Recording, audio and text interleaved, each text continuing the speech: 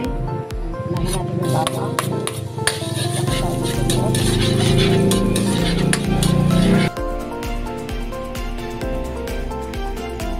Magluluto po ako ngayon ng pansit. Pansit canton with bihon. Halo po na. Ito lang po aking pinakasarap niya. Yung aking tosino. Magandang sibuyas.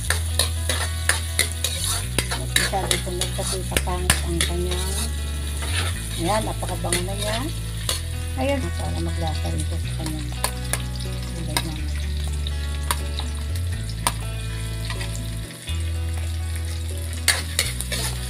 Kailangan medyo malakas ang apoy para hindi maging lumpy yung ating gulay. Nagpakuluan ko lang para mayroon tayong kanyang sabaw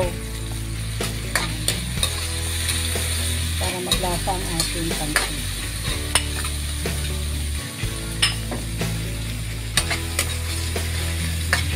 Ito mabango ating pipino. Yan po yung magpapalasa sa ating pansit.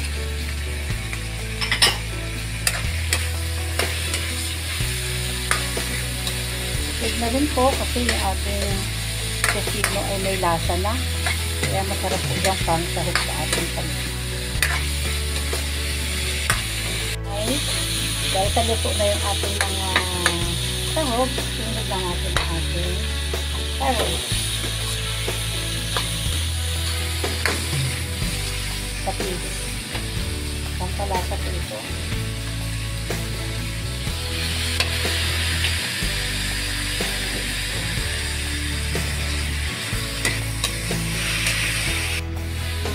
Carrots, lalagyan po natin ng kaunting sabaw. Ito yung pinagkakuluan ko kanina ng aking mga buto-buto. Ito lang para ilaan lang. Then, lagyan muna natin ng pampalasa. Paminta. Lang. Kunti lang.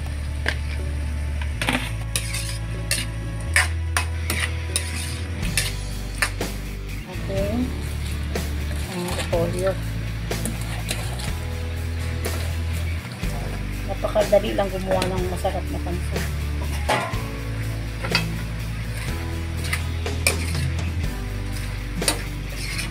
At maging ganyan lang siya. Yan. Tapos tanggalin na po natin.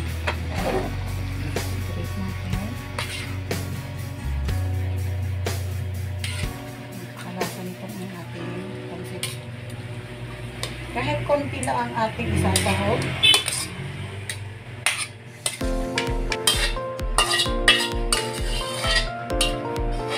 Yung sabaw kanina, gagawin na natin.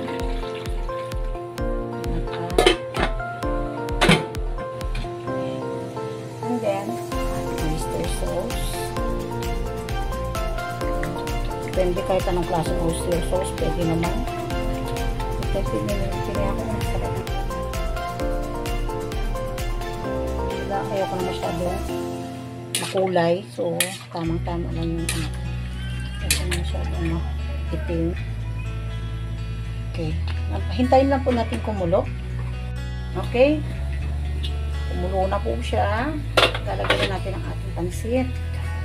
At kasi hindi ko siya ibinabad. Pero saglit lang. Kasi mau-overcook naman siya. Bihon na. Bihon ito. Kaya lang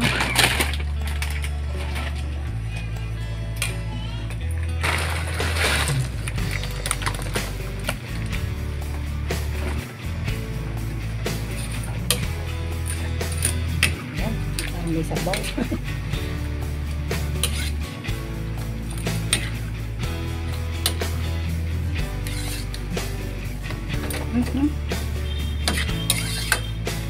Buhay pa yung pansit.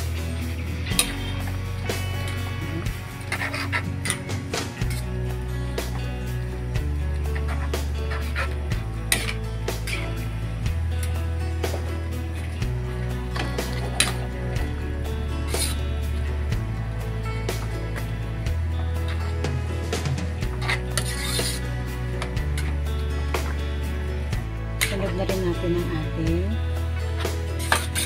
napag na gulay kanina. Ayan.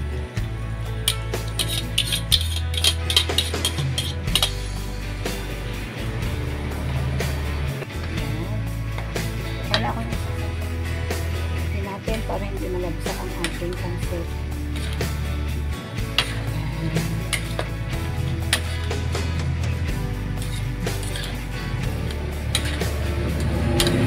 Natin saucy siya.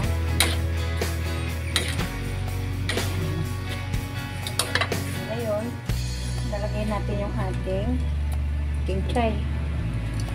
Naman po ay optional lang naman. Pero ang kinchay kasi nakakapagpadagdag siya ng aroma or bango sa ating pansit.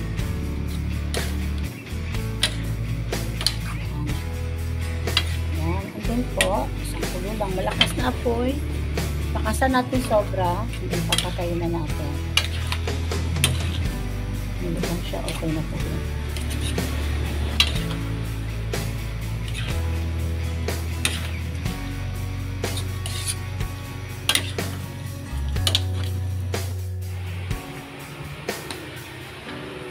Ulit.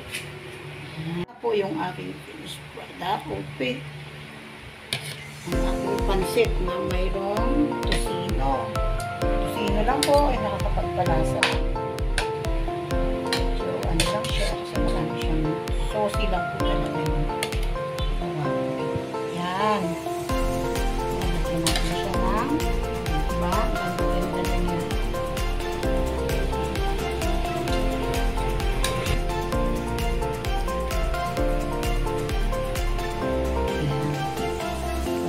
Tayong thumbnail.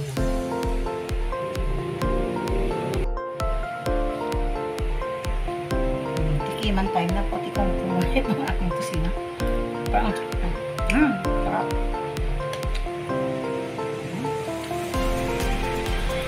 Talaga masarap pag tusino pala talaga. Tikman natin.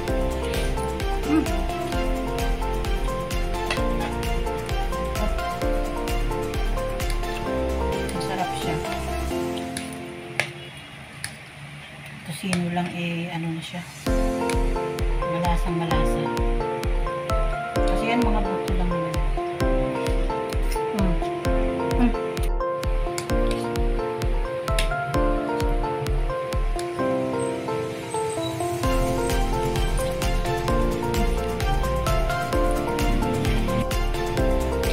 Thank you for watching. Don't forget to subscribe to this channel. Bye bye. Happy eating!